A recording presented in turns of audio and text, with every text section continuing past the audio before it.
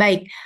Eh, Banyak orang datang ke kitab Ayub dengan harapan-harapan yang salah, ya. Harapan yang salah. Nah, masalahnya kalau punya harapan yang salah, ya harapannya nggak jadi kenyataan, seringkali jadi kecewa gitu ya.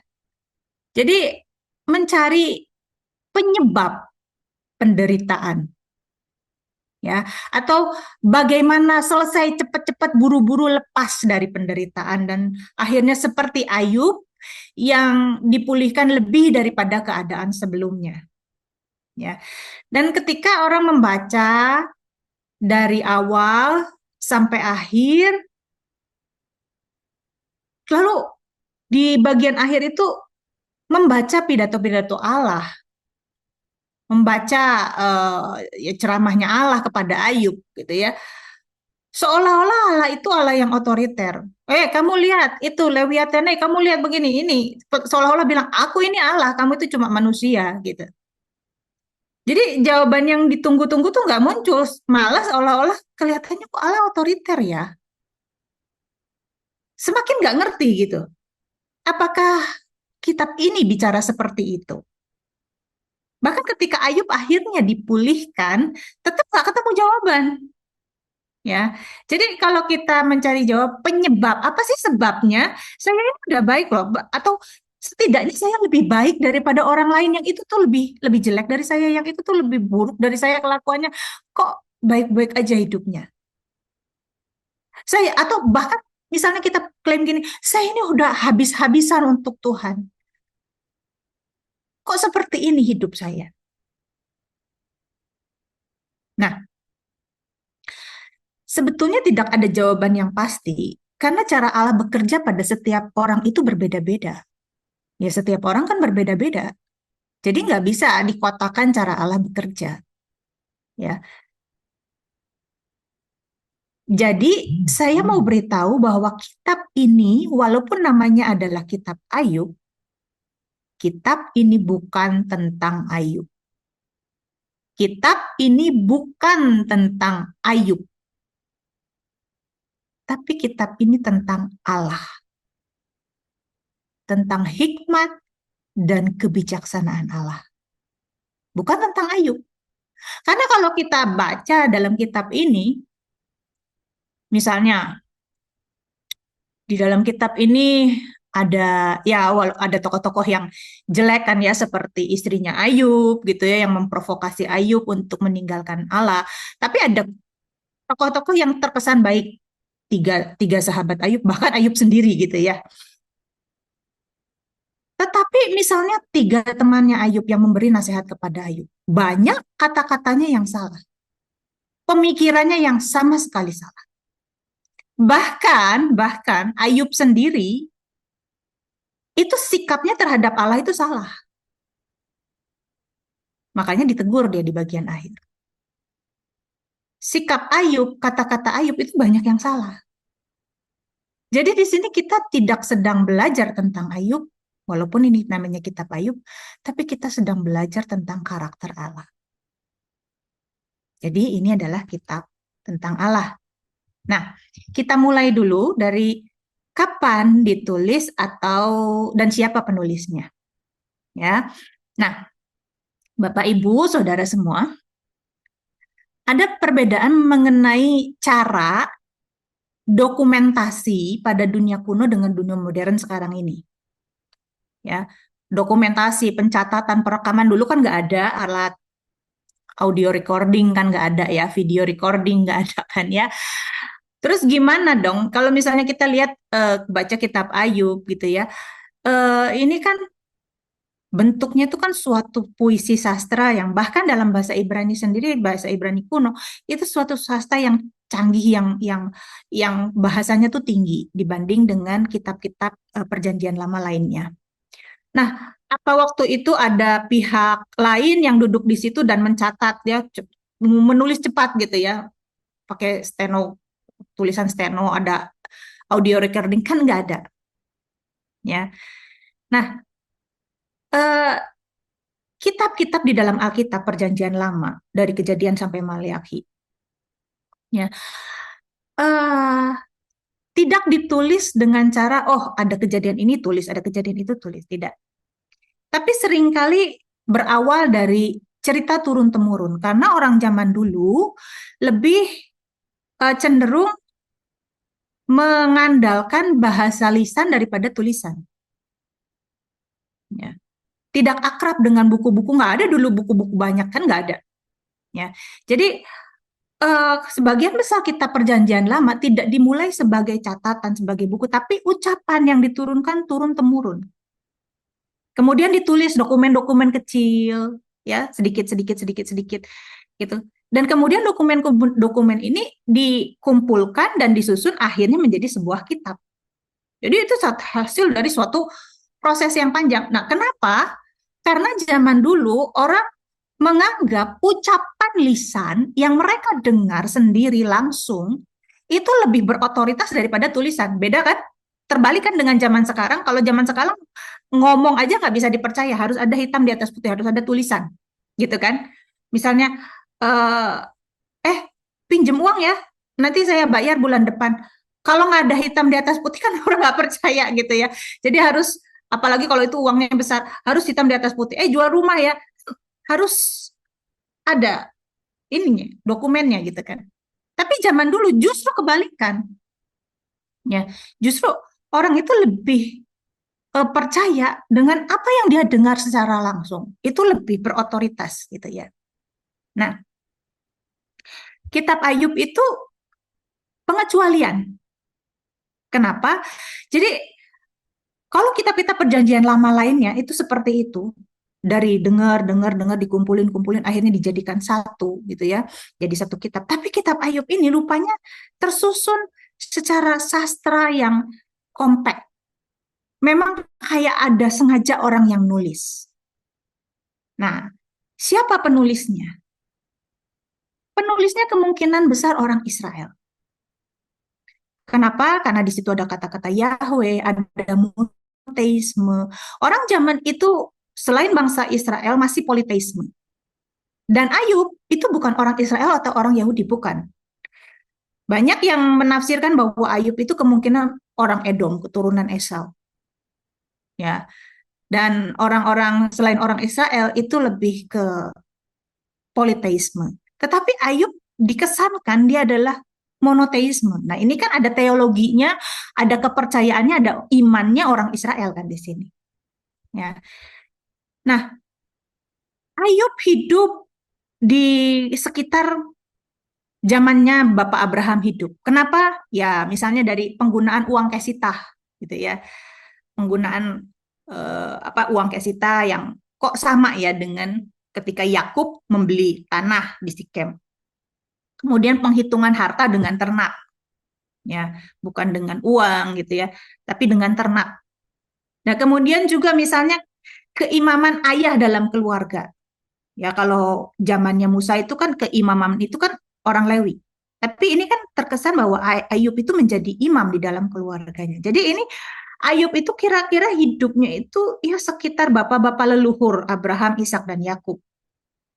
Nah, tetapi kemungkinan ditulis baru ratusan tahun kemudian, ya, oleh orang Israel, bukan oleh orang Edom gitu ya, bukan. Dari mana? Ya kemungkinan ini adalah cerita yang mereka dengar turun temurun, ya.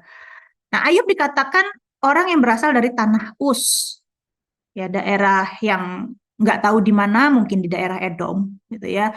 Atau misalnya teman-temannya Ayub, orang Teman, misalnya kayak gitu ya. Jadi ini bukan orang-orang Israel. Ya. Dan dikatakan bahwa Ayub itu orang yang sangat saleh. Dipuji di awal-awal kitab itu dia dipuji. Orang yang saleh, orang yang berintegritas tinggi, orang yang bertindak sesuai dengan standar dan perkenanan Allah. Ya. Nah, kita lihat jenis sastra kitab Ayub. Kalau kita baca Alkitab, ketika kita baca kitab sejarah, misalnya kitab Raja-Raja, kitab Samuel, kitab Tawarikh, gitu ya, itu kita akan beda cara memahaminya dengan kitab-kitab puisi, kitab-kitab hikmat. Dan Ayub ini adalah genrenya atau jenis sastranya adalah kitab hikmat. Memang di situ ada seolah-olah narasi, ada seolah-olah di awal itu ada kisahnya, ada ceritanya. Tetapi kemudian masuk ke dalam suatu pujian, suatu puisi gitu ya. Jadi tidak mungkin ini adalah sebuah peristiwa yang ditulis betul-betul nyata seperti itu. Saya bukan katakan bahwa ini bukan peristiwa nyata. Sangat mungkin tokoh Ayub dan teman-temannya ini nyata. Tetapi apa yang kemudian dituliskan di dalam kitab ini direkonstruksi, ditulis ulang, gitu ya. Jadi tidak mungkinlah teman-temannya Ayub itu berpuitis gitu ya, saut-sautan sama Ayub tuh puitis seperti itu gitu ya. Tidak mungkin seperti itu. Jadi ini ditulis ulang gitu ya. Tapi bukan berarti kejadian itu tidak nyata. Ya. Nah, kitab Ayub ini ditulis untuk kita, tetapi bukan kepada kita. Kita ini hidup di tahun 2025 sekarang. Ya. Penulis kitab ini kan ribuan tahun yang lalu, mungkin 2.500 tahun yang lalu, mungkin 3.000 tahun yang lalu. Nah, itu ditulis oleh penulis untuk orang-orang di zaman itu. Ya. Jadi apa yang mereka pahami, apa yang penulis pahami, dan apa yang orang-orang saat itu pahami. Tetapi kitab ini juga untuk kita juga, ditulis kepada kita juga gitu. Maksudnya ada pesan yang kita, pesan kebenaran yang kita bisa dapatkan. Firman Allah yang bisa kita dapatkan, kebenaran-kebenaran ilahi yang bisa kita dapatkan. Asal kita memahami bagaimana kitab ini seperti maksud dari penulis. Jadi pahami konteksnya. Nah, kitab ini adalah kitab hikmat. Jadi menyingkap kebenaran lebih daripada kronologis atau historis peristiwanya. Karena tadi saya katakan ya, nggak mungkinlah ada seorang yang mencatat atau rekaman seperti itu sehingga persis kata perkataannya tuh seperti itu gitu. Ya. Nah, karena ini adalah kitab hikmat, maka ada berisi kebenaran yang universal dan abadi, yaitu kebenaran ilahi. Jadi tanggal penulisan atau siapa penulisnya tidak mempengaruhi maknanya. Kita percaya bahwa ini diinspirasikan oleh Allah. Walaupun itu misalnya mereka, si penulis itu dengar turun-temurun, dengar gitu ya cerita seperti ini. Tapi ketika dia menulis, dia diinspirasikan oleh Allah. Ya. Jadi ini bukan catatan sejarah sehingga harus tepat secara detail, tapi bukan juga fiksi loh. Ya. Bukan wah ini tokoh rekayasa, bukan ya. Jadi bagaimana kita memahami dan menanggapi secara benar, maka kita bisa mengambil kebenarannya di situ. Kebenaran hikmat, bukan kebenaran kronologis. Ya, jadi kebenaran kitab Ayub bukan pada kisahnya, tetapi pada pesan, isi pesannya. Dan saya katakan tadi, ini adalah kitab tentang Allah. Ya. Oleh sebab itu, tugas kita adalah memahami kebenaran di situ. Ya. Kita nggak bisa punya kebebasan mau comot-comot ayat dari kitab Ayub dan menafsirkan semaunya sendiri. Karena saya tadi katakan, kalau mau comot sembarangan, kita tafsirkan menurut kemauan kita sendiri, kita akan salah. Kenapa? Karena banyak dari kata-kata teman-temannya Ayub itu yang salah. Seolah-olah benar, seolah-olah berhikmat, tapi banyak yang salah. Sebagian besar itu salah. Bahkan sikap Ayub sendiri salah gitu. Jadi untuk memahami kitab ini, secara keseluruhan apa sih yang ingin disampaikan penulis melalui kitab ini?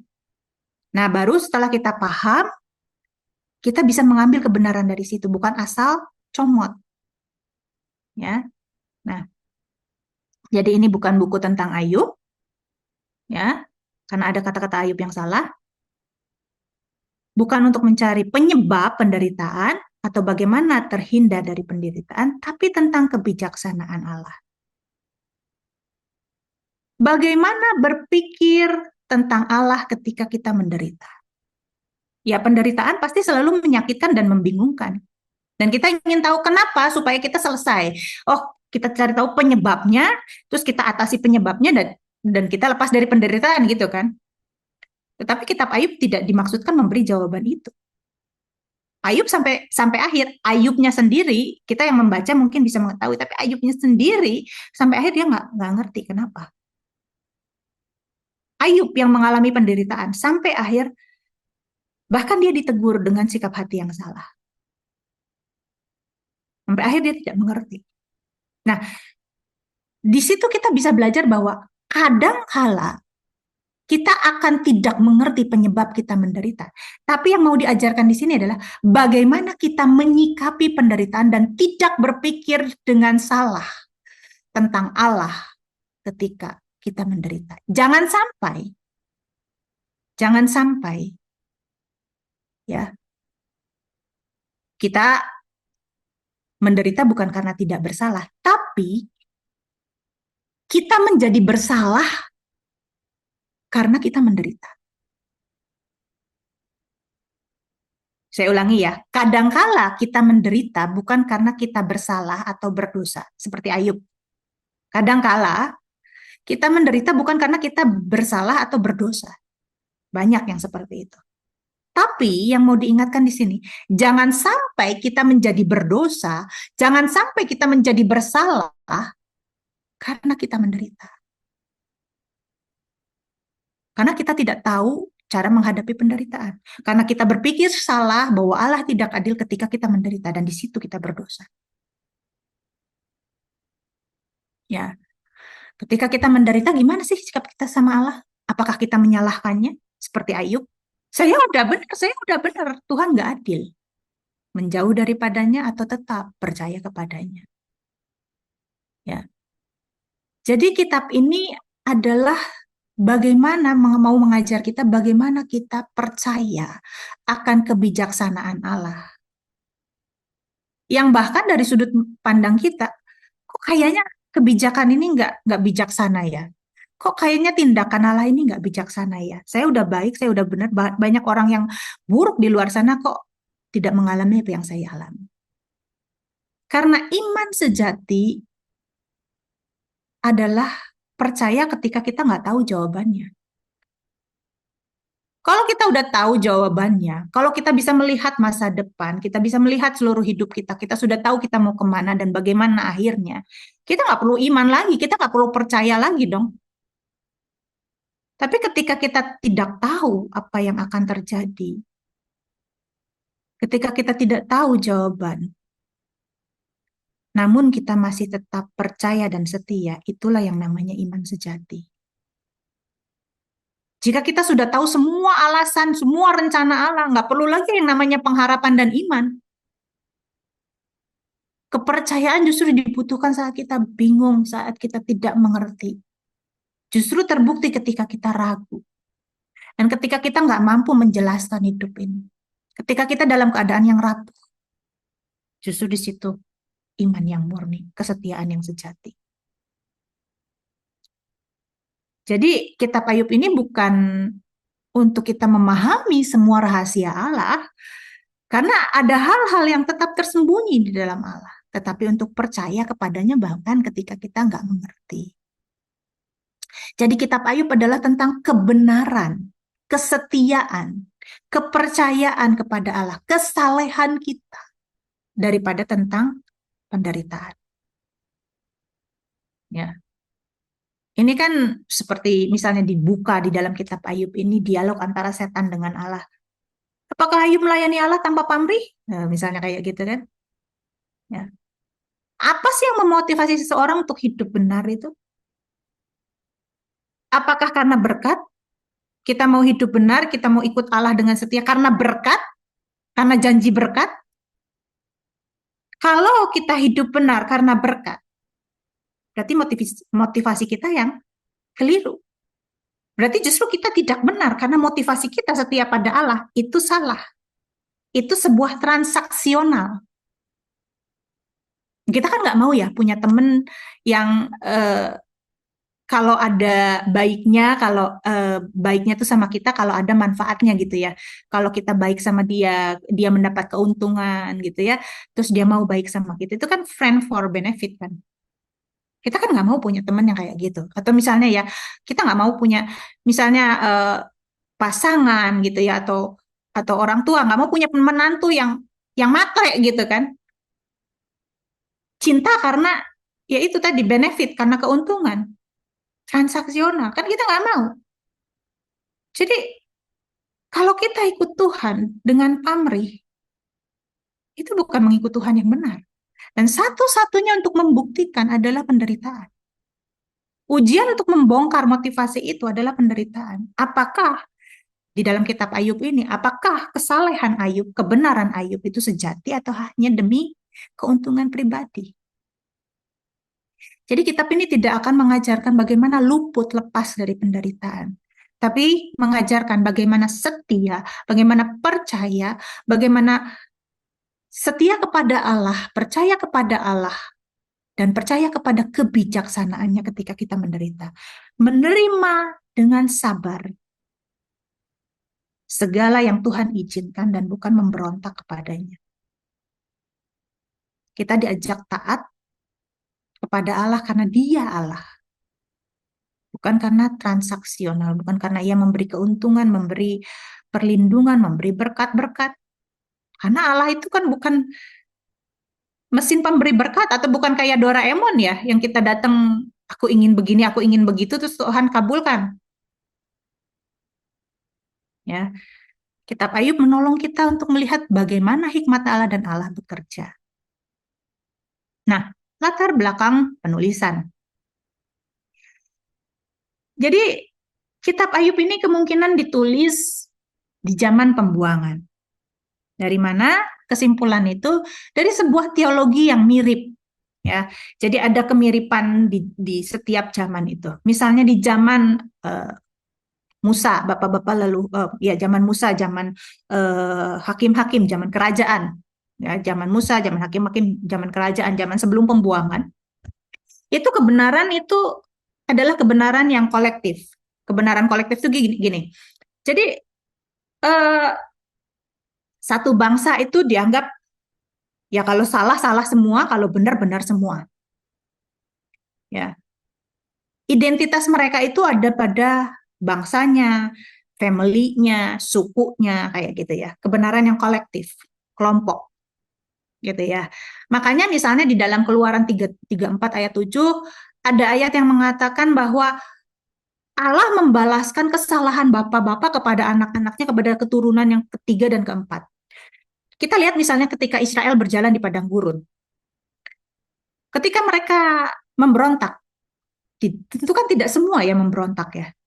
Tapi penghukuman itu jatuh kepada semua. Misalnya diberikan ular tedung gitu kan. Terus mereka digigit sama bisa ular itu dan harus melihat kepada apa itu ular tembaga gitu kan.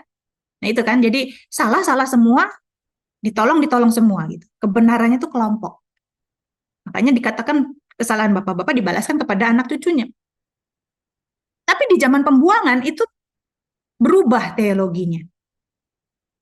Di Yeremia 31, misalnya di Hezkiel juga ada ya. Saya kutip satu ayat aja.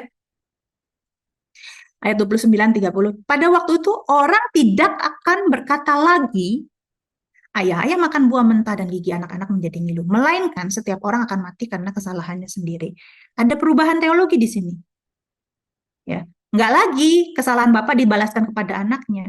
Kenapa? Karena waktu mereka dibuang, mereka bertanya kepada Allah. Yang salah kan nenek moyang kami. Yang salah kan bapak kami. Kami kan nggak ikut salah. Lah kenapa sekarang kami lahir di tanah Babel? Lah kenapa sekarang kami yang dibuang? Lah kenapa sekarang kami yang ditindas? Kenapa sekarang kami yang menderita? Yang salah kan emak engkong gua gitu kan. Ada sebuah pertanyaan dan mereka memerlukan jawaban. Jadi kalau yang salah nenek moyang kami, kenapa kami yang menderita?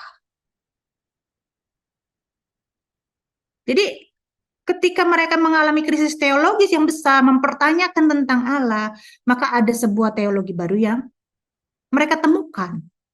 Ya, mereka bertanya-tanya, apakah saya ini menderita? Saya itu layak menderita, padahal nenek moyang saya yang salah, gitu ya. Nah, di sini dikatakan enggak. Kalau kamu salah, kamu sendiri yang menanggung akibatnya, ya. Nah, jadi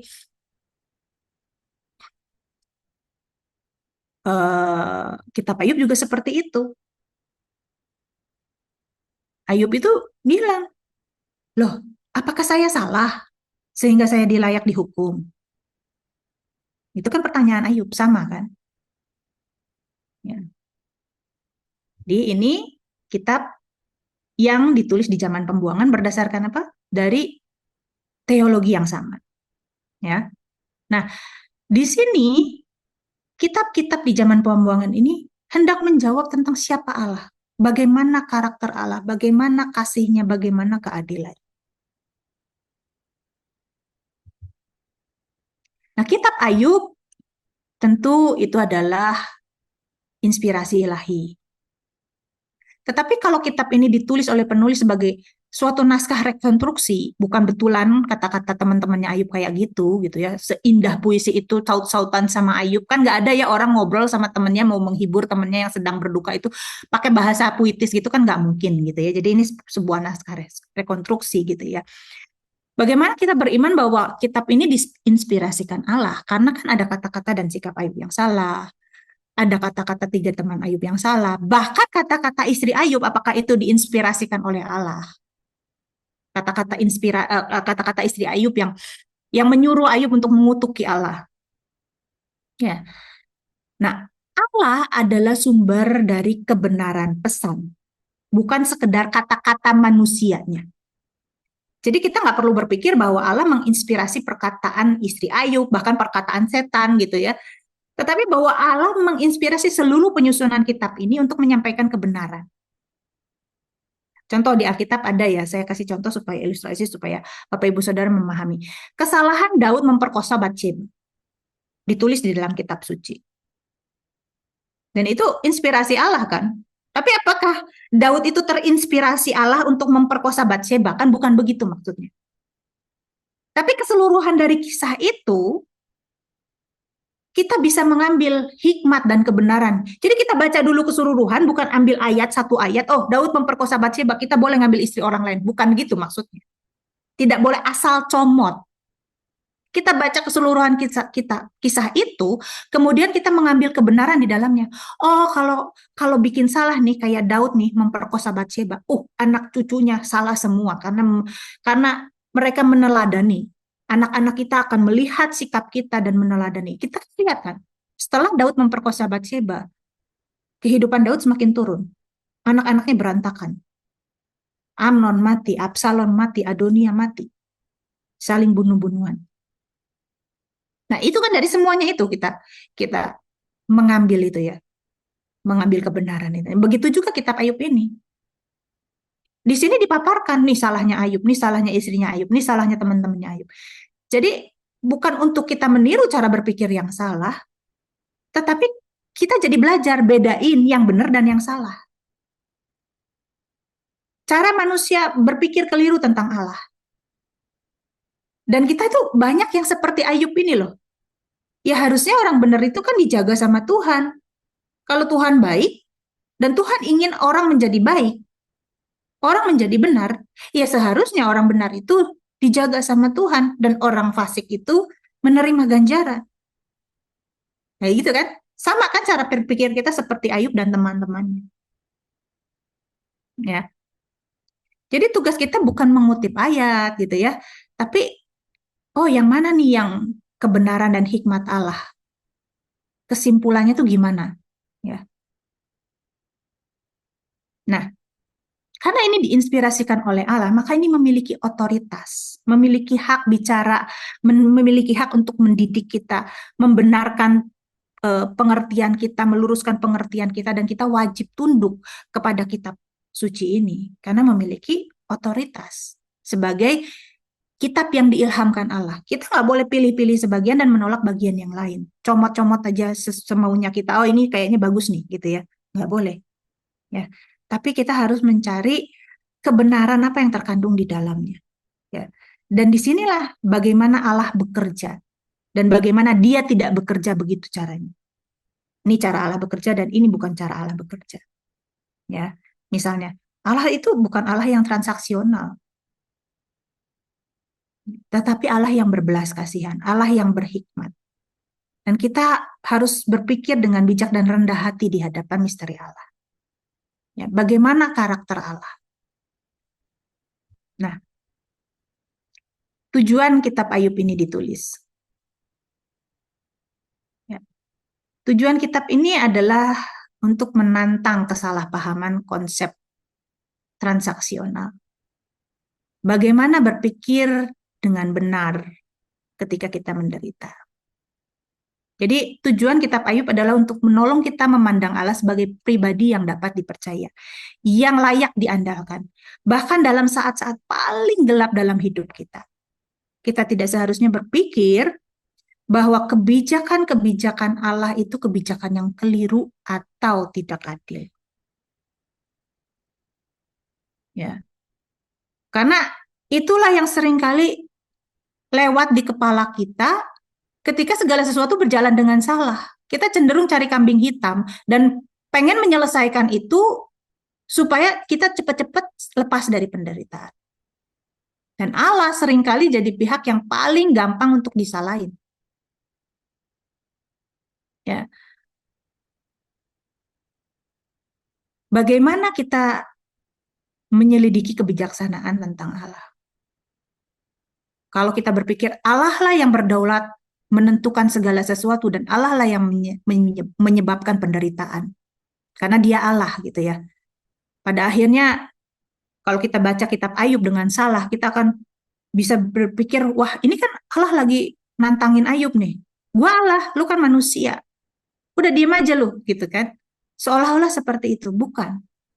Dia bukan Allah yang otoriter. Bukan Allah yang sewenang-wenang. Bukan.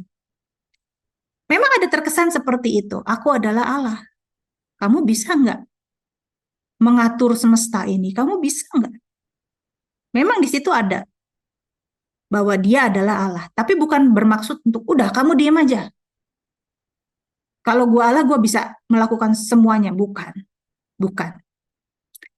Tetapi aku adalah Allah. Dan aku bijaksana. Aku bisa mengatur ini semua. Kamu seharusnya percaya kepadaku. Ya. Kalau kita berpikir Allah itu sewenang-wenang, kita akan sulit untuk mempercayainya. Tapi kalau kita belajar bagaimana Allah bekerja, maka di dalam penderitaan pun kita bisa tenang, bisa beriman. Ya. Jadi di akhir kitab Ayub itu Allah menjelaskan bagaimana ia bekerja di dunia. Allah sama sekali tidak menjawab Ayub. Sama sekali tidak menjawab kenapa Ayub menderita. Ayub tidak mendapatkan jawaban itu. Nah, di sini, di dalam kitab Ayub, kita melihat bahwa kebijaksanaan Allah itu sedang ditantang, sedang dipertanyakan. Di awal kitab ini, setan bertanya, ketika Allah membanggakan Ayub, kamu lihat nggak Ayub? Tidak ada yang seperti dia. Ayub dipuji oleh Allah. Ayub diakui kebenarannya oleh Allah di depan setan. Ya. Ayub dibanggakan. Ayub dibenarkan. Kamu lihat nggak Ayub? Nggak ada yang kayak dia di seluruh bumi ini. Dia itu betul-betul dipuji, betul-betul digambarkan begitu ekstrim, begitu saleh, dan begitu diberkati. Dan kemudian setan menantang kebijaksanaan Allah. Apakah bijaksana? Kalau orang saleh itu begitu engkau lindungi, begitu engkau berkati. Jangan-jangan itu bukan kebijakan yang baik. Kenapa? Karena itu justru membuat dia nggak benar. Maksudnya gimana? Maksudnya gini, kalau orang benar, kalau orang saleh, itu diberkati, dilindungi. Jangan-jangan justru dia jadi saleh karena dia pengen berkat-berkat itu, bukan karena dia setia padamu. Jadi setan sedang menantang kebijakan Allah. Apa bijaksana bikin orang benar itu hidup sejahtera? Enggak bijaksana. Engkau salah menilai Ayub, begitu loh. Engkau salah menilai Ayub, Allah. Kenapa? Ya, Ayub itu kemungkinan bukan tulus setia kepadamu. Kemungkinan Justru dengan engkau lindungi, justru dengan engkau berkati, justru dia tidak salah sebetulnya. Tetapi dia punya motif-motif tertentu ketika setia kepadamu, seolah-olah melayani engkau. Nah itu, kebijaksanaan Allah sedang ditantang. Kata-kata Allah sedang ditantang oleh setan. Dan untuk menguji satu-satunya gimana? Menguji itu, menguji kesalehan Ayub satu-satunya gimana? Ya diuji. Melalui penderitaan dihapuskan semuanya. Oke, boleh 2 kali, ya kan? Satu seluruh harta bendanya bahkan tubuh, kedua ada bahkan tubuhnya sendiri. Nah, ketika itu terjadi, sekarang Ayub yang mempertanyakan kebijakan Allah. Lah, kok ini sudah engkau tidak bijaksana Tuhan, gitu ya. Aku benar. Jadi yang nggak benar siapa? Yang nggak benar Allah menurut Ayub. Allah disalah-salahin terus kan, disalahin sama setan, disalahin sama Ayub. Kok nggak benar Allah? Harusnya orang jahat yang menderita. Nah, gimana kan? Allah disalahin dari dua pihak kan? Apakah bijaksana membuat orang benar hidup sejahtera?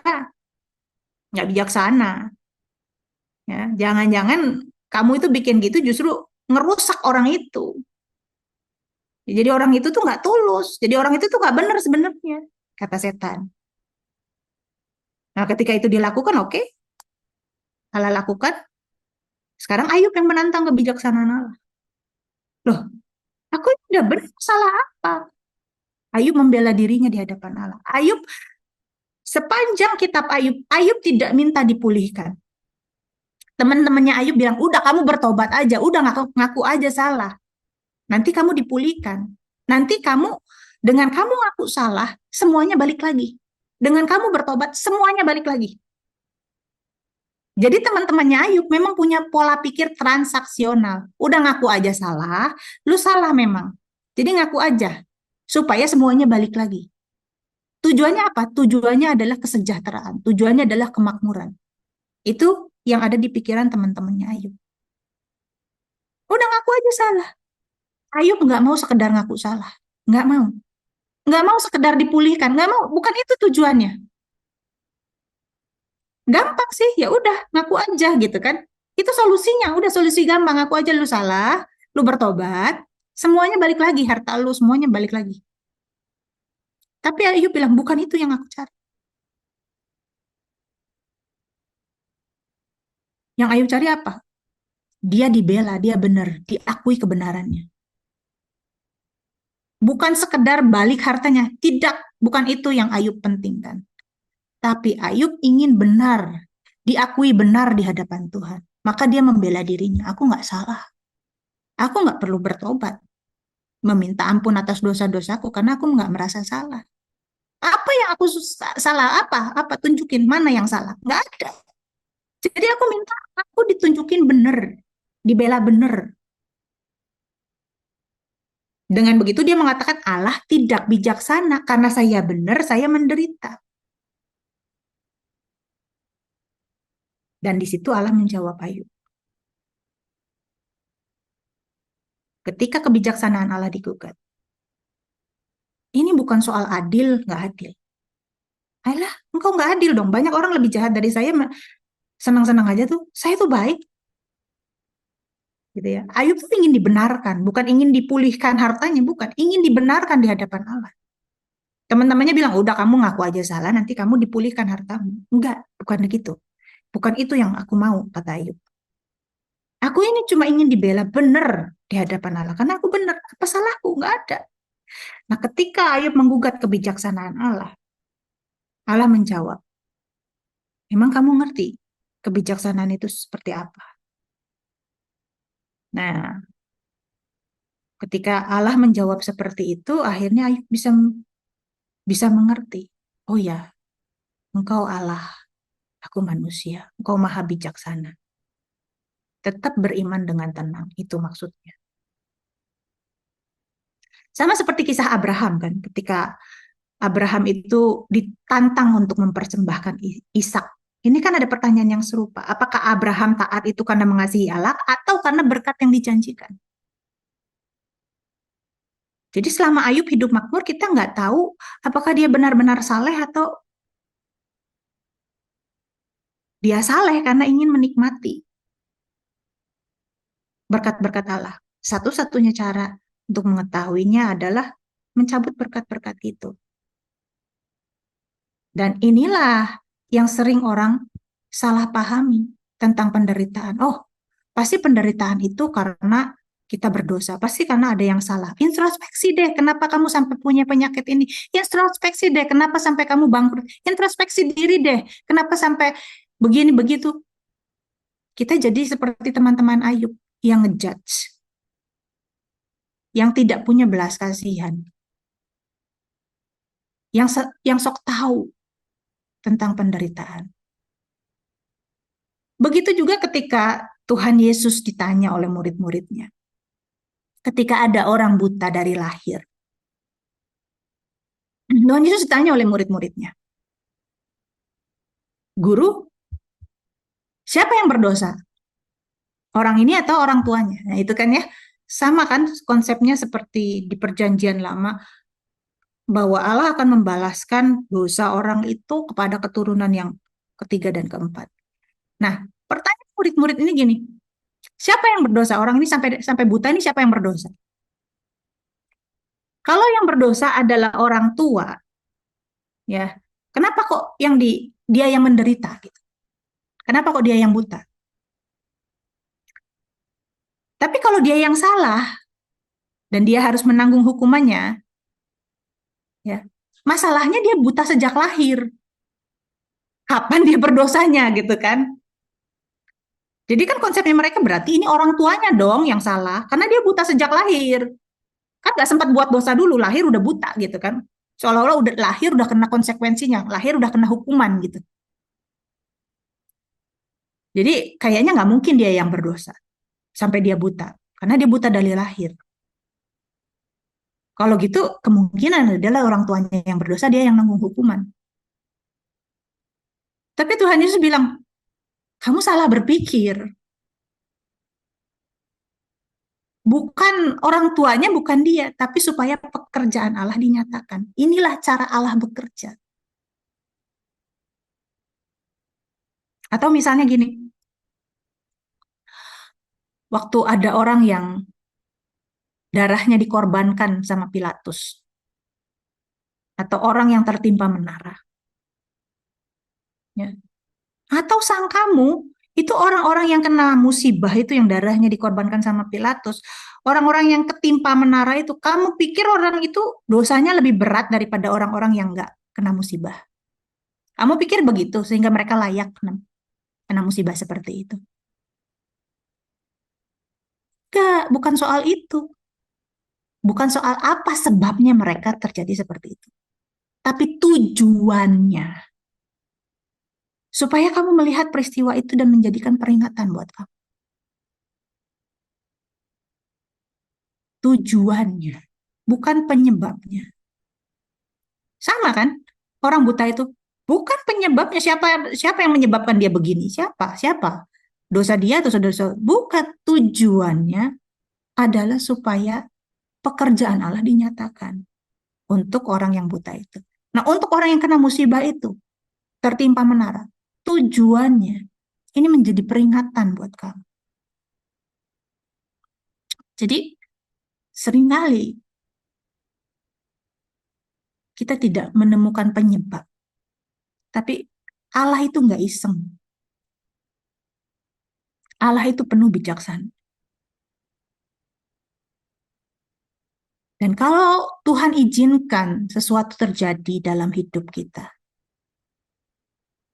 apapun yang terjadi dalam hidup kita, apa yang kita pikir itu buruk sekalipun, semua dalam kontrol dia, karena dia Allah yang berdaulat. Mungkin kita tidak selalu menemukan jawaban, seperti kisah Ayub ini. Tetapi pasti ada tujuannya. Dan di akhir kitab ini, Ayub berkata bahwa dulu dari kata orang saja aku mengenal tentang engkau, tapi sekarang aku melihat sendiri dengan mataku sendiri. Ternyata sebelum mengalami penderitaan, Ayub tidak terlalu kenal dengan Allah. konsep-konsepnya salah. Tapi setelah melewati penderitaan, relasi Ayub dengan Allah semakin erat. Dia mengenal Allah secara pribadi, bukan dari kata orang, bukan dari teologi-teologi, pengajaran-pengajaran, ya. Mungkin kita kenal Allah, belum mengalami Allah. Kita tahu tentang Allah dari pengajaran-pengajaran, dari khotbah pendeta-pendeta, tapi kalau kita belum mengalami Allah, kita belum kenal secara pribadi dengan Allah. Dan melalui penderitaan ini, Ayub mengalami Allah. Ya. Nah, jadi kesimpulannya seperti ini. Kesimpulannya adalah kitab Ayub ini bukan tentang Ayub, tetapi tentang Allah. Ayub memang sedang mengalami ujian, tapi dia tidak sedang diadili, tidak sedang dihukum. Walaupun itu yang Ayub rasakan, dia merasa jadi terdakwa, disalah-salahin. Dia membela diri mati-matian. Dan ini pelajaran buat kita. Ketika kita menghadapi ujian, kita merasa hidup kita sudah benar. Ya. Jangan kita menjadi curiga terhadap Allah. Membela diri, membenarkan diri sendiri.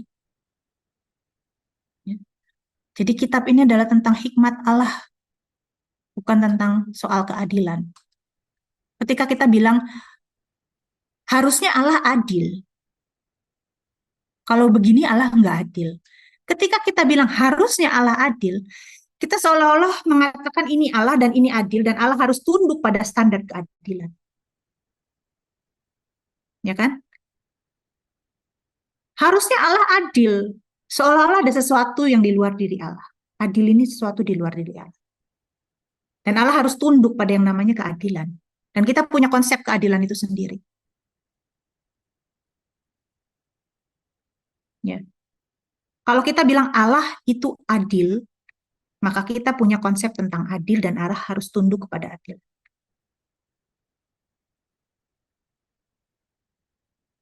Ini bukan soal keadilan. Ya, Allah adalah kasih. Kasih itu Allah. Adil itu adalah. Jadi adil itu adalah konsep yang ada di dalam diri Allah itu sendiri, bukan di luar yang Allah harus tunduk. Bukan. Allah itu pasti adil.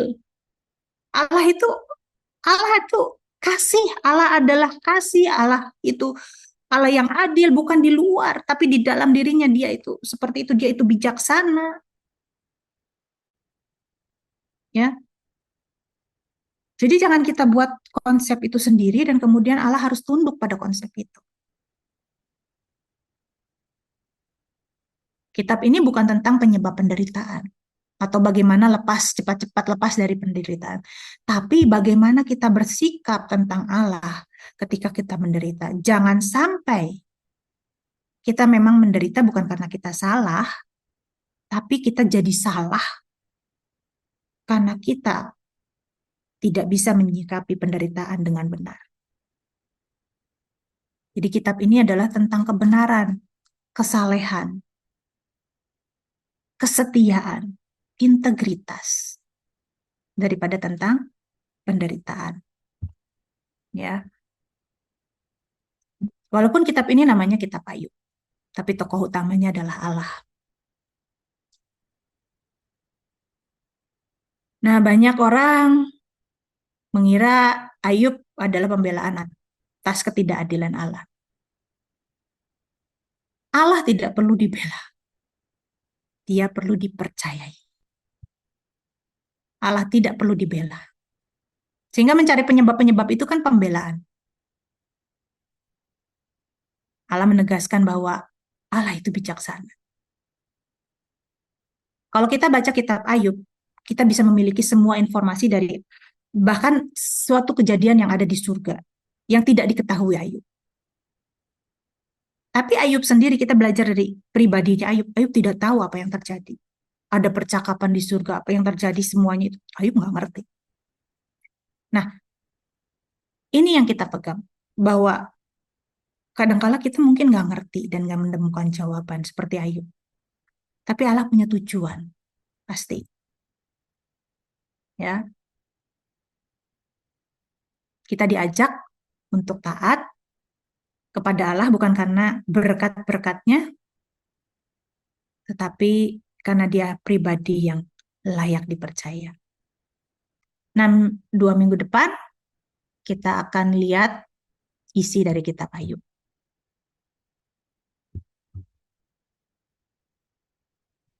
Silakan. Ya, puji Tuhan, terima kasih buat Ibu Ana yang telah menyampaikan materi pertama ini, di materi yang pertama ini tentang kitab Ayub.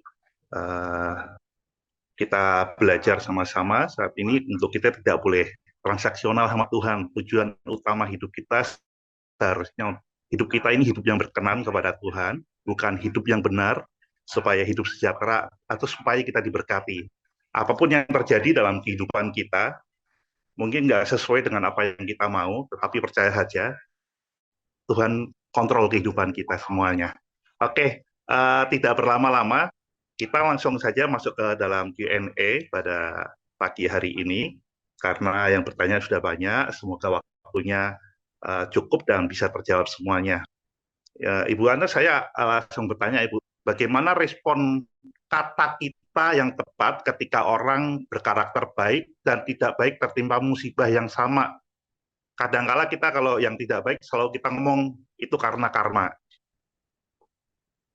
Ya, jadi gini, Allah itu suka ya untuk membuat anak-anaknya, membuat orang-orang yang setia kepada dia itu dalam keadaan baik. Ya, Allah itu suka untuk itu. Jangan kita curiga sama Allah. Dan Allah itu menyikapi serius setiap dosa. Menyikapi serius setiap dosa. Tapi masalahnya adalah di dalam dunia yang sudah jatuh dalam dosa, di dalam dunia yang tidak ideal ini, segala hukum Allah yang ideal itu tidak bisa diterapkan di sini. Nanti di langit dan bumi yang baru, semua hukum Allah itu bisa diterapkan. Karena di sini manusianya udah kacau gitu. Nah, jadi ketika kita menyikapi orang yang dalam penderitaan, satu, jangan sok tahu. Orang yang belum pernah menderita seringkali nggak punya empati dan cenderung untuk segera menghakimi. Apalagi kalau konsep kita tentang Allah seperti sahabat-sahabat Ayub dan seperti Ayub. Cenderung menghakimi. Lu introspeksi diri, lu introspeksi diri. Nggak selalu tuh. Nggak selalu penderitaan itu. Karena hal itu. Banyak orang-orang membangun teologi ya, misalnya di dalam penderitaan ini ya seperti Ayub ini ya, misalnya oh ya memang nanti kita akan tahu gitu ya tujuannya apa. Oh oke. Memang orang jahat itu harus menderita dan orang baik itu harus dilindungi Allah gitu ya. Tapi kita baca kitab Mazmur 73. Ternyata ada juga yang di dunia ini orang jahat baik-baik aja tapi nanti dapat upahnya, misalnya kayak gitu. Atau di perjanjian baru ketika para rasul itu menderita, penderitaan yang kita alami sekarang ini tidak sebanding dengan kemuliaan. Nah, ada yang seperti itu. Ada juga yang bilang, oh kalau kita menderita kita ikut ambil bagian dalam penderitaan Kristus. Jadi orang mencoba selalu mencari jawaban dan banyak jawaban yang ditawarkan, banyak. Oh kalau kita menderita, kita padahal benar gitu, hidup kita udah benar, kita udah habis-habisan buat Tuhan gitu ya. Sebetulnya kita sedang mengambil penderitaan, bagian dalam penderitaan Kristus. Ada yang bilang begitu. Ya, banyak jawaban yang ditawarkan. Nah, jadi ketika kita menderita atau kita melihat orang lain menderita, jangan sok tahu. Karena di dalam Alkitab sendiri nggak ada satu jawaban yang pasti. Yang dikotakan begini loh, gitu. Ya, jangan sok tahu, gitu. Tapi biarkan orang itu berproses dengan Allah. Yang kita bisa lakukan apa ya? Kita kuatkan, kita hiburkan. Kalau kita tahu dosa ya, ini orang saleh yang menderita ya, bukan orang berdosa ya. Kalau orang berdosa ya terus misalnya apa kebut-kebutan, terus apa melanggar lalu lintas sembarangan, ceroboh kayak gitu, terus akhirnya dia patah kaki, iya udah itu kan ya namanya tabur tuai gitu kan ya. Tapi kalau misalnya ini adalah orang yang kita tahu baik, bahkan sahabat Ayub tuh bilang gini, ya kayaknya Ayub tuh kelihatannya aja di mata kita baik, tapi sebetulnya dia punya dosa tersembunyi. Itu kan sok tahu. Sok tahu, jangan kita sok tahu kayak sahabatnya Ayub. Kayaknya aja Ayub tuh bener, padahal kayaknya dia punya dosa tersembunyi. Makanya berusaha menuduh Ayub gitu. Jangan sok tahu. Makanya sahabat Ayub tuh disalahkan sama Tuhan. Kamu nggak berbicara benar tentang aku. Jangan sampai kita jadi ngomong salah, kita jadi berdosa karena itu.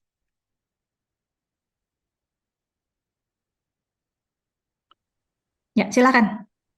Oke, ini ada pertanyaan yang saya rasa ini bisa bersambung ya Bu. Jadi langsung 3 pertanyaan tapi bersambung ya. Baik. Kenapa orang baik mengalami penderitaan lebih banyak daripada orang tidak baik?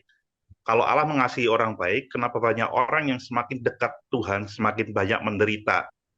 Ini pertanyaan pertama, saya lanjut. Apakah karakter Allah itu lebih suka menguji orang yang baik? Yang ketiga, lebih baik jadi orang yang tidak baik biar nggak dapat banyak ujian. Seperti ini lebih baik. Ini kebijakan Tuhan. Saya catat ya, bentar ya. Lebih baik jadi orang nggak baik. Lebih baik Ya, jadi orang jahat gitu ya. mirip. Oke. Nah, ini pertanyaannya ya. Mengapa orang baik kok mengalami penderitaan? Apakah Allah itu hobinya nguji gitu ya? Hobinya nguji orang baik. Ya. Nah, jadi tadi ya saya katakan, tidak ada satu jawaban yang pasti. Kita hanya bisa menawarkan di Alkitab itu ditawarkan berbagai jawaban, misalnya tadi Mazmur 73. Ya. Kenapa dunia ini sudah jahat, tapi suatu saat di dunia yang di dunia ini kuasa kegelapan menguasai, tapi suatu saat di dunia yang di mana dunia ideal, di mana Allah menjadi rajanya, ya segala sesuatu menjadi ideal gitu. Maka di sanalah orang jahat mendapatkan ganjarannya nanti gitu ya. Itu kan seperti kata-katanya Elihu. Nah, atau misalnya eh, rasul-rasul tadi saya katakan seperti itu ya. Ya, orang baik itu mengalami penderitaan karena dunia ini sudah jahat. Tapi penderitaan yang kita alami itu tidak sebanding dengan kemuliaan. Tidak ada jawaban yang pasti tentang kenapa orang baik itu mengalami penderitaan. Tapi dari kitab Ayub ini, kita belajar bahwa satu-satunya cara untuk menguji motivasi yang murni, menguji iman kita, itu adalah dengan penderitaan. Ketika kita sekolah, kita menghadapi ujian, kita menghadapi skripsi, tesis, dan seterusnya. Bagaimana seseorang itu layak dikatakan lulus SD, SMP, SMA, perguruan tinggi? Kalau dia nggak diuji, kita nggak tahu kualitasnya tanpa ujian. Kita nggak tahu kualitas seseorang itu udah layak belum. Misalnya orang ini insinyur nih, teknik sipil nih, udah layak belum dipekerjakan untuk bangun konstruksi jembatan. Kalau dia nggak lolos ujian. Jangan-jangan waktu dia di tempat konstruksi jembatan, jembatannya langsung ambrol besoknya. Begitu jadi besoknya dipakai langsung ambrol. Karena dia nggak lewati ujian, nggak lulus ujian. Nah, di dalam dunia ini kita aja begitu kan, harus semuanya itu harus diuji, membuktikan betul-betul. Jadi penderitaan itu untuk membuktikan tujuannya. Allah itu kan ditantang sama setan sama Ayub. Ditantang sama setan kan tadi kan, di dalam kitab Ayub itu. Gimana? Wah, kamu bilang Ayub itu orang benar, orang saleh. Nggak percaya saya. Menurut saya Ayub itu nggak tulus. Nah, satu-satunya cara adalah membuktikan kebenaran Ayub adalah dengan ujian. Ya, apakah karakter Allah itu karakter yang suka menguji? Kalau dikatakan hobi menguji atau suka menguji, ya bukan hobi begitu juga ya. Tapi pasti kita ini untuk membuktikan bahwa kita ini benar atau enggak sih. Bahkan pemazmur aja bilang ini ya di dalam kitab Mazmur. Ujilah aku ya Tuhan dan kenalilah hatiku. Lihatlah apakah jalanku serong dan pimpinlah aku di jalan yang benar. Ujilah aku ya Tuhan dan kenalilah hatiku. Sebentar. Apa Tuhan nggak kenal sama pemazmur? Apa Tuhan nggak maha tahu? Bukan. Ketika pemazmur berkata, ujilah aku dan kenalilah hatiku. Tuhan tahu. Yang nggak tahu siapa kita. Seringkali kita nggak tahu isi hati kita sendiri. Betapa liciknya hati. Hatinya sudah membatu, siapakah yang mengetahuinya. Seringkali kita nggak tahu. kita itu udah bener atau enggak? Kita itu tulus atau enggak? Seringkali kita tuh membungkus, ya misalnya kita negur orang, ya itu kan demi kebaikan. Atau ketika kita negur orang, kita tuh sebetulnya pengen membuktikan, pengen ngoreksi, pengen nunjukin, memuaskan diri gitu. Kamu tuh salah, gini, gini, gini, gini. Nunjukin bahwa kita lebih benar, kita lebih tahu. Motivasi, ya. Jadi kalau Allah menguji kita, supaya kita betul benar-benar benar istilah itu gitu. Allah itu mau membuka apa sih yang belum benar, karena seringkali kita nggak menyadari dosa-dosa tersembunyi di dalam diri kita. Kalau nggak ada kesempatan untuk mencuri, orang nggak akan mencuri. Tapi begitu ada kesempatan untuk mencuri, orang bisa mencuri. Nggak ada kesempatan berselingkuh, orang nggak selingkuh. Tapi begitu ada kesempatan, orang bisa selingkuh. Nah, ketika kesempatan selingkuh datang, ketika kesempatan mencuri datang, ketika kesempatan menghina orang datang, tapi kita tetap diam, di situ kita terbukti bahwa kita benar. Kan? Lebih baik jadi orang jahat. Oh, ya silakan.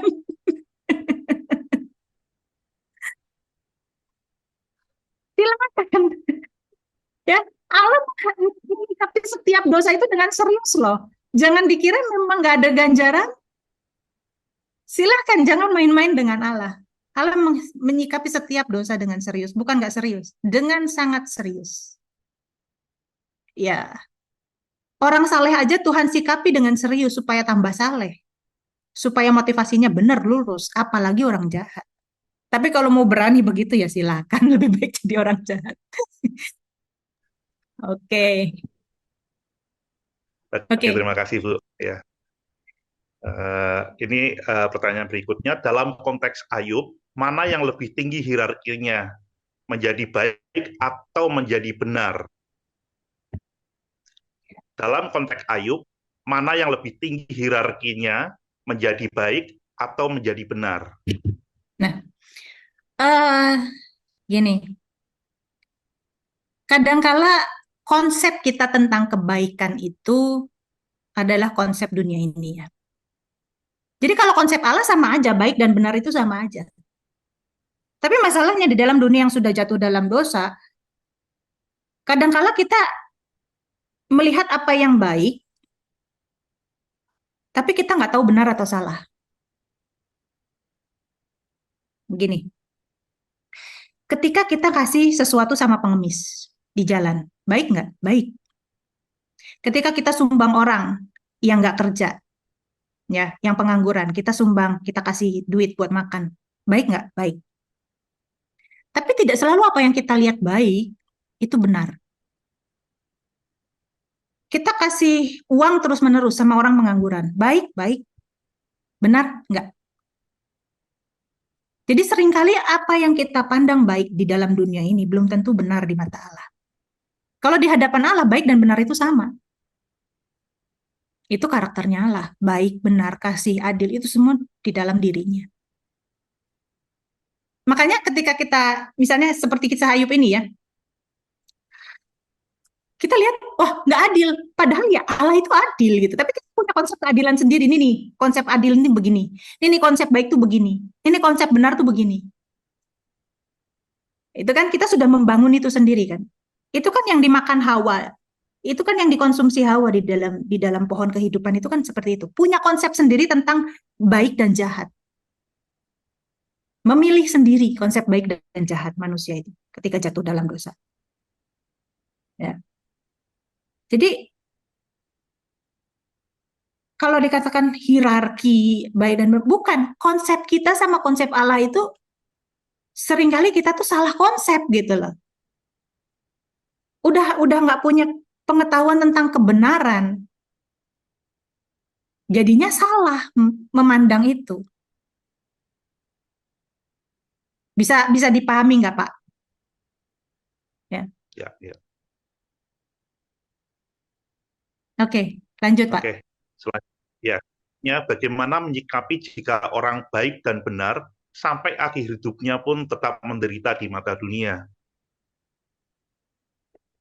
Menyikapi mereka yang menderita baik dan benar, menyikapinya ya udah, Jangan dihakimi, tapi ya tetap percaya kepada Allah. Ya. Jadi ya jangan dihakimi seperti para sahabat Ayub. Menghibur, menolong. Apa yang bisa kita lakukan, kita lakukan. Kalau kita kita tahu bahwa dia adalah orang benar, mungkin gini, mungkin itu adalah Lazarus yang Tuhan kirimkan dalam hidup kita. Tahu nggak kisah Lazarus dan orang kaya ya Bapak Ibu Saudara di sini ya? Orang kaya ini hidup kaya, hidup bermewah-mewah gitu ya. Padahal hatinya tuh nggak benar di hadapan Allah. Sementara ada Lazarus yang mungkin dia tuh borokan, bau, pengemis, miskin gitu ya. Tetapi di akhir kisah itu, di dalam kisah itu dikatakan bahwa Lazarus ini kemudian duduk di pangkuan Abraham. Artinya dia diperhitungkan sebagai orang benar. Kisah itu tidak menceritakan benarnya Lazarus itu apa, salahnya orang kaya ini apa. Tetapi dinyatakan bahwa Lazarus ini orang benar, orang kaya ini orang yang tidak benar gitu. Nah, ketika orang kaya ini mati, dia itu bilang, Tuhan kirimin dong orang-orang buat negur saudara-saudaraku supaya saudara-saudaraku jangan seperti aku. Oh, udah ada tuh di dunia, udah ada kitab para nabi. Kalau mereka nggak mau dengerin kitab para nabi, mereka juga nggak akan dengerin Lazarus gitu. Nah, orang kaya ini apakah tidak diberi kesempatan sama Tuhan? Seperti saudara-saudaranya, nggak ditegur sama Tuhan. Saudara-saudaranya Tuhan bilang, ada kitab para nabi kok. Orang kaya ini apakah tidak diingatkan sama Tuhan? Orang kaya ini diutus Lazarus. Allah itu sudah mengutus Lazarus ke dalam hidupnya supaya dia diselamatkan. Dengan datangnya Lazarus, dia tolong Lazarus. Mungkin dia nggak akan berada di tempat yang penderitaan seperti itu di akhirat. Dengan dia bisa bersikap baik kepada Lazarus, dengan dia bisa bersikap kasih terhadap Lazarus, bukan jijik, bukan menghina gitu ya. Iya dia kasih sih makan sama Lazarus apa remah-remah yang jatuh dari mejanya, yang sama-sama anjing dia makannya. Tapi dengan dia memperlakukan Lazarus dengan baik, dengan belas kasihan, mungkin dia nggak harus masuk ke dalam tempat penderitaan untuk selama-lamanya. Jadi ada Lazarus-Lazarus yang Tuhan izinkan datang dalam hidup kita, yang justru itu untuk menyelamatkan kita. Nah, bagaimana kita menyikapi Lazarus? Apakah seperti orang kaya, ataukah dengan belas kasihan Tuhan? Dikatakan di situ Lazarus itu sama Bapak Abraham, Lazarus itu orang benar, tapi menderita sampai akhir hidupnya. Gimana kita menyikapi Lazarus yang datang dalam hidup kita? Apakah seperti orang kaya yang jijik, hina, dan mungkin dia banyak dosanya, makanya dia kayak begitu. Kalau aku benar, makanya aku diberkati. Itu kan kesombongan. Ya, silakan Pak Epafras. Oke, terima kasih. Dalam konteks Allah berdiskusi dengan iblis, apakah itu sebuah kisah nyata atau memang penggambaran saja? Apakah iblis masih ada di surga pada zaman Ayub? Ya. Oke. Semua yang ada di dalam kitab Ayub, kita tidak bisa katakan bahwa persis seperti itu kisah nyatanya. Kita tidak bisa katakan begitu. Kayak misalnya teman Ayub ngobrol sama Ayub. Apakah memang sepanjang itu dan sepuitis itu mereka bersaut-sautan? Tapi ini adalah sebuah rekonstruksi. Penulis itu merekonstruksi lagi. Tetapi bukan berarti dibuat-buat gitu ya. Bukan sesuatu yang ini nggak ada kayak begini sama sekali baru, ini fiksi beneran gitu ya. Bukan juga. Kisah Ayub itu betul-betul ada. Ayub itu orang yang real. Ada dialog-dialog antara Ayub dan teman-temannya nyalain Ayub. Tapi detail-detailnya itu ditulis ulang. Sepuitis itu makanya bahasanya. Ya, karena kenapa? Karena dulu kan nggak ada alat rekam nih. Ada orang datang gitu yang ngerekam atau nulis cepat steno gitu, gitu kan? Kan nggak ada kan? Dan ini adalah kisah yang diturunkan dari nenek moyang turun temurun. Kenapa? Karena Ayub ini hidup di zaman Abraham kira-kira. Sedangkan ditulis itu kira-kira di zaman pembuangan dari teologinya gitu kan. Ayub ini bukan orang Israel, tapi yang nulis ini orang Israel. Kisah Ayub ini bukan dari orang Israel aslinya, bukan. Ayub itu orang di Tanah Uz, dia kira-kira orang Edom gitu kan, bukan orang Israel. Tapi yang nulis pasti orang Israel. Sedangkan ini bukan kisah orang Israel, tapi yang nulis orang Israel gitu. Kenapa? Karena kalau orang Edom dan lain-lainnya, mereka itu politeisme. Tapi ini jelas-jelas monoteisme dan ada kata Yahweh di situ. Sedangkan orang-orang non-Israel itu tidak mengenal Yahweh. Nah, jadi ini kan direkonstruksi ulang. Segala percakapan Ayub itu kan rekonstruksi ulang. Tetapi yang menulis ini memang dia mendengar kisah turun-temurun dari nenek moyang. Tapi ketika dia menulis, dia ada dalam inspirasi ilahi. Sehingga kita bisa menemukan kebenaran di sini firman Allah, pesan kebenaran yang bisa kita bawa dan bisa kita lakukan agar kita benar di hadapan Allah. Nah, kalau teks-teks antara Ayub teman-temannya itu adalah rekonstruksi dari penulis, maka diskusi di surga juga itu diinspirasikan, tapi bukan persis seperti itu, gitu. Ya, jadi ambillah poin-poin esensi kebenarannya. Bukan secara historis, secara kronologis benar nggak persis seperti ini. Bukan. Tetapi esensi kebenarannya yang bisa kita aplikasikan dalam hidup kita. Gitu. Begitu. Ya, silakan, Pak. Lanjut ya Bu. Uh, tentang hikmat banyak berada di kitab Amsal. Apakah kitab Ayub sama dengan kitab Amsal dalam mengartikan hikmat Allah atau menafsirkan hikmat Allah? Saya ulangi. Ya. Beda ya antara kitab Ayub dengan kitab Amsal. Kalau kitab Amsal itu kumpulan hikmat. Ya. Dan hikmat itu situasional. Hikmat itu bukan suatu hukum undang-undang yang harus begini. Gitu. Makanya tadi misalnya banyak orang yang berkata gimana ya kalau orang lihat orang menderita itu kenapa ya gitu ya. Iya, nggak ada satu jawaban yang pasti. Kalau undang-undang kan pasti. Ya, hukum itu pasti, kepastian hukum. Tapi yang namanya hikmat itu situasional.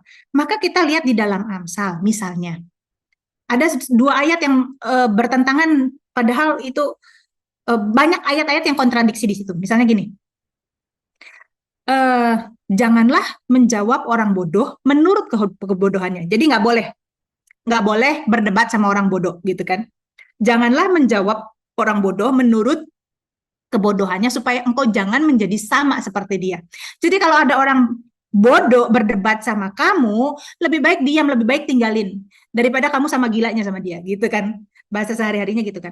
Tetapi kemudian dikatakan, jawablah orang bodoh menurut kebodohannya supaya dia jangan menganggap dirinya sendiri pintar. Betul nggak? Jadi mesti yang mana nih? Kalau kita ketemu sama orang bodoh, ngotot gitu ya, kita mesti yang mana nih? Dijawab atau enggak? Diladenin atau enggak berdebat? Situasional. Namanya hikmat. Kita mesti berhikmat. Kadang mesti dijawab, kadang enggak. Dan Amsal itu adalah kumpulan hikmat. Makanya banyak tentang apapun di situ, tentang pekerjaan, tentang rumah tangga, tentang apapun di situ banyak. Tentang kerajinan, tentang etos kerja, di situ banyak. Dan kemudian di Amsal 31, hikmat itu menubuh menjadi manusia yang namanya Lady Wisdom. Yang namanya perempuan istri yang bijaksana. Yang suka bercanda, yang kerja keras, yang berbuat baik terhadap suaminya. Itu hikmat itu dari Amsal 1 sampai 30 itu menubuh. Dia menghidupi hikmat itu. Dan dia menjadi perempuan yang bijaksana. Dia menghidupi hikmat itu. Dia kepenuhan dengan hikmat. Nah, itu soal kitab Amsal. Sedangkan kitab Ayub itu bicara soal karakter Allah. Bagaimana kita tidak salah. Oke, kita menderita bukan karena kita berdosa. Tetapi jangan sampai kita menjadi berdosa karena kita salah menghadapi penderitaan atau kita salah bersikap terhadap Allah ketika penderitaan datang kepada kita. Nah, itu khusus gitu, spesifik dalam kitab Ayub itu. Kalau Amsal kan banyak, semua tentang pekerjaan, tentang apa gitu. Dan itu kemudian dihidupi oleh wanita bijaksana itu. Silakan Pak. Oke. Apakah setan atau iblis yang sama zaman Adam yang menggoda untuk memakan buah kehidupan dan zaman Ayub untuk membuat Ayub menderita seizin Allah? Jadi gini ya. Kalau kita melihat membaca kitab ini eh menurut konteksnya di zaman kitab itu ditulis, maka sebetulnya tidak ada konsep iblis sampai dengan zaman pembuangan. Ya, tidak ada konsep jahat atau baik. Bahkan di dalam kitab Ayub sendiri, di sini si iblis itu bukan sedang menguji Ayub loh, bukan sedang menjahati Ayub loh, bukan. Tetapi sedang menguji Allah, menantang Allah. Bukan sedang ngerjain Ayub, jahat terhadap Ayub, enggak. Enggak. Nah, barulah di zaman pembuangan ada konsep itu di perjanjian baru, dan itu diikuti sampai perjanjian baru dan sampai dunia Kristen saat ini. Gitu. Jadi kalau kita baca per konteksnya, itu kan digambarkan ular, bukan disebut iblis di dalam kitab Kejadian itu. Nah, di dalam kitab Ayub juga ini kan masih masih di zaman pembuangan kan. Setelah pembuangan baru kemudian di zaman perjanjian baru barulah konsep Satan, gelap dan terang itu betul-betul jelas gitu. Sedangkan di zaman sebelum pembuangan, gelap dan terang itu belum jelas. Contohnya misalnya gini ya. Sorry, bentar saya plug dulu ini apa? Kabel. Misalnya gini ya. Konsep antara setan itu belum terlalu beda, gelap dan terang itu belum terlalu beda. Misalnya gini. Ketika Ahab gitu ya, Raja Ahab dan Raja Yehuda Yosafat itu mau berperang. Kemudian Nabi Mika dipanggil. Nah, kemudian di dalam sidang ilahi itu ada satu makhluk surgawi yang berkata, aku akan menjadi roh dusta. Ya, tapi sebelumnya sudah diputuskan tuh sama Allah. Siapa yang akan membujuk Ahab supaya dia mati? Allah sudah memutuskan. Jadi semua itu Allah kan yang memutuskan, kan sama di Ayub ini juga Allah yang memutuskan. Ya udah, Ayub diuji. Allah yang memutuskan. Nah, waktu Ahab itu juga Allah yang memutuskan. Oke, aku putuskan supaya Ahab itu mati sekarang. Sudah waktunya dia mendapat ganjaran dari semua kejahatannya. Sudah waktunya dia dihukum. Aku memutuskan dia dihukum. Siapa yang akan menjalankan rencana ini? Satu, ngacung. Satu, angkat tangan. Aku akan menjadi roh dusta. Masuk ke mulut tiap nabinya supaya Ahab percaya dia bakalan menang. Nah itu kan, konsep itu tuh belum ada, jadi terang gelap. Yang ada adalah konsep bahwa Allah itu yang menentukan segalanya. Jadi kata setan belum berkembang seperti di perjanjian baru. Kata setan itu seperti kata Ibrani biasa yang namanya itu adalah lawan, penuduh gitu. Yang melawan. Jadi kalau dia melakukan tugasnya di situ. Di dalam konsep Ayub ini ya, di dalam konteks kitab Ayub ini, dia melakukan tugasnya. Barulah kemudian di perjanjian baru, kita bisa melihat itu secara lebih uh, hitam putih, terang gelap, seperti itu. Barulah di perjanjian baru kita lihat, oh ternyata ini adalah iblis, ular ini adalah setan, ini adalah makhluk jahat, gitu. Seperti itu. Silakan Pak. Oke. Ya, ini mungkin pertanyaan terakhir ya, karena waktunya udah lewat ternyata.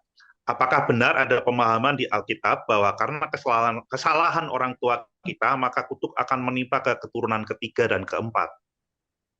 Ya ada, tadi saya kasih ayatnya. Saya kasih ayatnya di dalam Keluaran. Sebentar ya. Hmm, ini kan, Keluaran 34 ayat 7. Yang meneguhkan kasih setianya kepada beribu-ribu orang yang mengampuni kesalahan, pelanggaran, dan dosa, tetapi tidaklah sekali-kali membebaskan orang yang bersalah dari hukuman, yang membalaskan kesalahan bapa kepada anak-anaknya dan cucunya kepada keturunan yang ketiga dan keempat. Kenapa ada konsep seperti ini? Karena di zaman sebelum pembuangan, itu mereka itu identitasnya kolektif, identitasnya itu kelompok, kesukuan, kebangsaan. Makanya kalau satu salah ya semua dianggap salah, yang benar ya semua dianggap benar gitu, mayoritas gitu. Tetapi teologi itu berkembang. Di zaman pembuangan udah nggak lagi begitu, makanya kita lihat sepertinya kok kontradiksi ya. Bukan kontradiksi, tapi pergeseran teologis. Nah ini ya, pada waktu itu orang tidak akan lagi berkata, ayah-ayah makan buah mentah dan gigi anak-anak menjadi ngilu. Melainkan setiap orang mati karena kesalahannya. Jadi bukan lagi mati karena bapaknya yang salah, anaknya yang mati. Bukan. Setiap orang mati karena kesalahannya sendiri. Setiap manusia yang makan gigi mentah, giginya sendiri yang ngilu. Setiap orang bertanggung jawab sekarang. Sekarang kesadarannya adalah kesadaran individu, tanggung jawab masing-masing. Kalau dulu kolektif kelompok. Tapi kemudian itu nggak lagi seperti itu, berkembang, berubah. Perjanjian lama ini ditulis tentang waktunya itu sekitar 1400-1500 tahun. Dan teologi itu berubah, berkembang. Misalnya di perjanjian lama, kita lihat bahwa Daud itu apa keturunan dari Ruth, dan Ruth itu adalah orang non-Israel. Tapi dianggap oke, sah-sah aja. Ada kemudian Rahab yang menikah dengan Salmon, salah satu dari pengintai. Oke, sah-sah aja. Itu bahkan menjadi nenek moyang dari Tuhan Yesus. Tetapi kemudian di zaman setelah pembuangan, teologi itu begitu berubah. Ya, kenapa? Ya karena kebutuhan itu juga, kebutuhan untuk mencari jawaban gitu ya, mencari kebenaran gitu. Sampai misalnya orang yang kawin dengan perempuan yang non Israel, itu si perempuan itu harus diusir. Ezra kan melakukan itu, harus diusir, bahkan anak-anaknya sendiri harus diusir. Begitu ininya. Kenapa? Karena kebutuhan setiap zaman itu berbeda. Sehingga teologi itu harus berkembang. Nah, sekarang zaman kita, kalau kita masih setia kepada teologi 1500 tahun yang lalu, bahkan 500 tahun yang lalu, kalau kita masih tetap megang teologi 500 tahun yang lalu, keselamatan hanya anugerah titik, iya betul. Kita tidak meniadakan anugerah, betul, karena anugerah. Tapi kalau titik sampai situ dan kita masih berpegang di situ, ya kita nggak akan bisa menghadapi tantangan zaman. Teologi itu kan berkembang menurut tantangan zaman. Nah, misalnya gini, di zaman sebelum pembuangan, sorry ya, ini agak panjang saya jelasinnya ya, supaya ngerti. Di zaman sebelum pembuangan, ya sampai zaman pembuangan ya, itu ada pertanyaan gitu. Waktu itu ada pertanyaan. Maka kita lihat misalnya kitab-kitab Samuel. Kenapa kok dosa Daud itu dipaparkan di kitab Samuel, tapi di kitab Tawarikh dosa Daud dengan Batsheba itu Daud itu seolah-olah baik-baik aja, nggak ada dosanya ditulis di dalam kitab Tawarikh. Kenapa? Karena kitab Samuel dan raja-raja ditulis itu sebelum mereka kembali dari pembuangan. Nah, waktu mereka dibuang, mereka sadar kita ini dibuang gara-gara kita berdosa, kita ini dibuang gara-gara kita salah. Nih salahnya nenek moyang kita Daud nih salah begini, bejat, ngeperkosa Batsheba, bunuh Uria, tuh akibatnya tuh anak-anaknya begini, anak-anaknya rusak, sampai keturunannya kerajaan Yehuda pecah, bla bla bla bla, gitu kan? Makanya sekarang kita dibuang karena salah, makanya jangan sampai salah lagi, gitu kan? Itu zaman pembuangan kan? Jadi teologi di dalam kitab Samuel itu seperti itu. Ini salah, ini salah, ini salah. Raja-raja tambah lama tambah rusak. Kita hakim-hakim tambah lama tambah rusak. Tuh, gara-gara salah, makanya kita ini dihukum begini. Makanya kita harus bertobat. Itu teologi kitab-kitab yang ditulis di zaman pembuangan dan sebelumnya. Nah, tetapi setelah mereka diizinkan oleh Raja Kores kembali ke Yerusalem, kembali ke Yehuda di zamannya Ezra dan Nehemia, teologi itu berkembang lagi. Oke, dulu kita salah, sekarang kita boleh kembali. Makanya jangan salah lagi, kita harus betul-betul kudus. Betul-betul kudus. Perempuan-perempuan itu usir. Jangan sampai gara-gara itu kita bisa salah lagi, ngulangi lagi. Jangan sampai kita usir. Dan ada pengharapan. Maka teologinya teologi pengharapan. Daud itu di kitab Tawarih itu ditulis yang bagus-bagusnya aja. Teologi pengharapan. Oke, Tuhan akan memulihkan keadaan kita. Kalau kita betul-betul hidup kudus. Ada pengharapan. Ya, Tuhan itu baik, Tuhan itu penuh kasih. Kita ada pengharapan. Nah, itu teologi-teologinya setelah mereka kembali di zamannya Ezra dan Nehemia. Jadi, kalau kita lihat Perjanjian Lama dengan teliti, ya seolah-olah kita lihat, wah ini kontradiksi nih, Alkitab nggak bisa dipercaya. Bukan gitu. Kita harus lihat Allah itu berbicara kepada setiap manusia, setiap zaman itu berbeda. Kenapa? Karena orangnya berbeda, tantangan zamannya berbeda. Bukan Allahnya yang berubah-ubah, bukan. Tapi tantangan zaman yang berbeda. Nah, kita pun di zaman yang berbeda. Ada tantangan zaman di saat ini yang harus kita jawab. Dan kita pasti menemukan itu di dalam Alkitab itu sudah komplit lah. Kita bisa menemukan jawaban di situ. Nah, masalahnya apakah kita tetap berpegang pada teologi yang lama atau kita menutup diri gitu ya. Ya udah gitu. Jangan sampai seperti itu karena setiap zaman tantangannya berbeda-beda. Kita harus menemukan hikmat Allah di dalam setiap zaman. Kita harus ikut dalam gelombangnya Allah di dalam setiap zaman. Ya, terima kasih untuk kesempatannya. Semoga bisa menjadi berkat. Ya, Bu, ternyata ini antusiasnya banyak banget. Terus saya dikasih waktu satu kali lagi ya, Bu ya. Satu kali lagi saya berikan Monggo, silakan. langsung 2 pertanyaan ya, Bu. Langsung 2 pertanyaan dan oke. Kalau kita jangan berasumsi penderitaan itu bukan kesalahan atau dosa, bagaimana kita bisa memberikan respon kepada orang yang masih belum mau bertobat? Itu yang pertama. Yang kedua, pada akhirnya apakah hidup dalam kesalahan atau hidup dalam kejahatan akan berpengaruh atas penderitaan atau berkat dari Allah? Oke, intinya yang saya tangkap adalah jangan berasumsi kesalahan itu selalu karena dosa gitu ya. Terus kita gimana bersikap? Di kitab Ayub ini secara spesifik, di bagian paling awal kitab itu, di bagian paling awal kitab itu ya. Jadi kita jangan salah membaca ya, sebentar ya. Sorry ya. Kita jangan sampai salah membaca. Saya langsung share Alkitab aja ya. Di Ayub 1 pasal 1. Jadi sangat awal pembukaan kitab ini, Ayub 1 pasal 1. Itu dikatakan gini, ada seorang laki-laki di tanah Uz bernama Ayub. Orang itu saleh dan jujur. Ia takut akan Allah dan menjauhi kejahatan. Jadi ini konteksnya adalah orang yang saleh, jujur, takut akan Allah. Orang benar, orang baik. Bukan orang jahat. Ya. Lah, kalau orang jahat menderita, ya wajar. Petrus katakan seperti itu. Kalau kamu menderita karena kamu jahat, ya wajar. Tapi kalau karena kamu saleh, maka itu kasih karunia Tuhan. Kasih karunia pada Allah, dikatakan seperti itu teksnya. Kalau kamu jahat, kamu menderita, ya wajar. Jadi gini,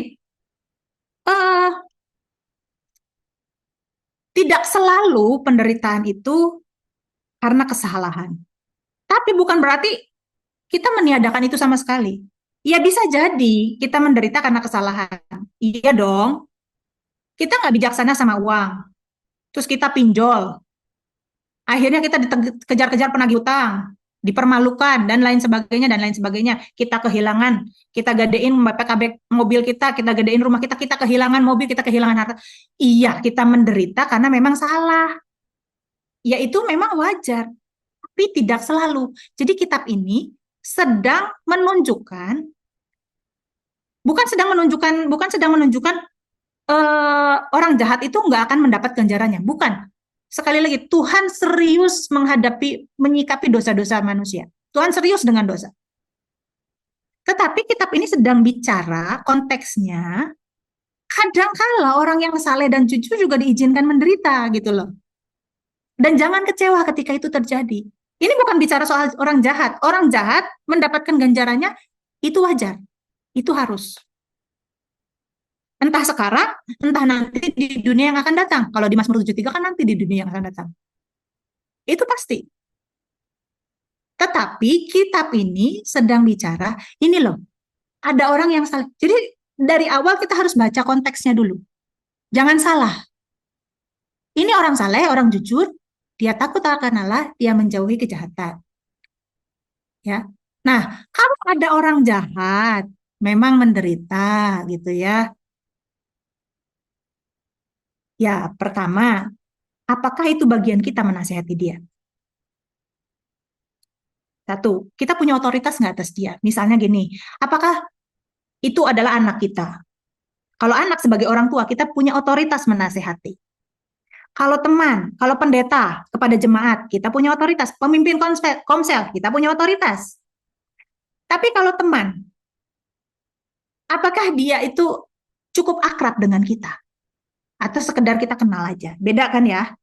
Ini yang namanya hikmat itu situasional. Hikmat itu bukan sebuah hukum yang pasti begini dikotakin. 1+1 sama dengan 2. Bukan. Hikmat itu situasional. Kita harus menghadapi, menyikapi dengan hikmat Tuhan. Nah, apakah kalau itu sejajar dengan kita, teman? Apakah dia meminta nasihat sama kita? Kalau dia nggak minta nasihat dan dia adalah orang yang nggak bisa dinasehati, maka kalau kita nasehati dia, percuma. Malah merusak hubungan kita dengan dia. Ya gitu. Jadi menyikapinya tuh seperti itu.